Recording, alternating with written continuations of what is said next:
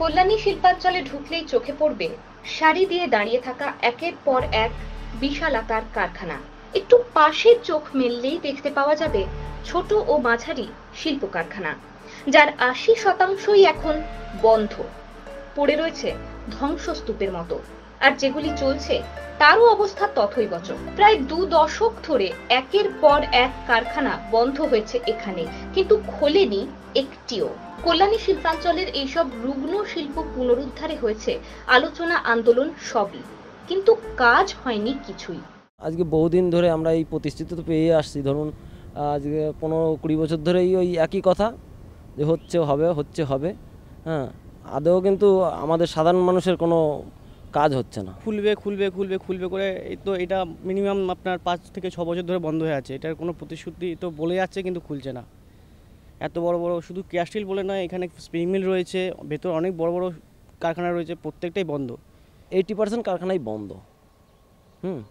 80% কারখানা বন্ধ। তারপরে কারখানা বন্ধ হলে কি শুধু সেই কারখানার শ্রমিক নয়, তার আশেপাশে যারা রয়েছে তাদেরও তো সেটা এফেক্ট পড়ে।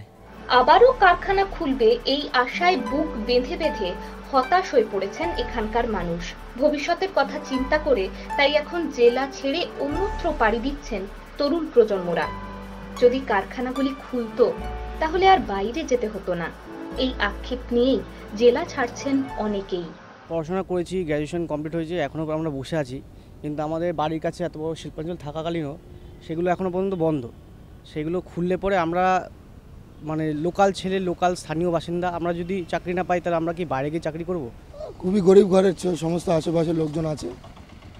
কারখানাগুলো খুললে মনে হয় বেকারত্বটা একটু কাটবে।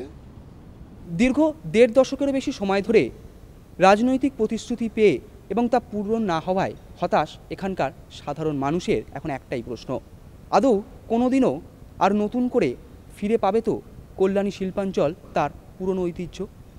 ক্যামেরায় সুজিত নস্করের সঙ্গে কৌস্তব সেন, ইমেজ কলকাতা।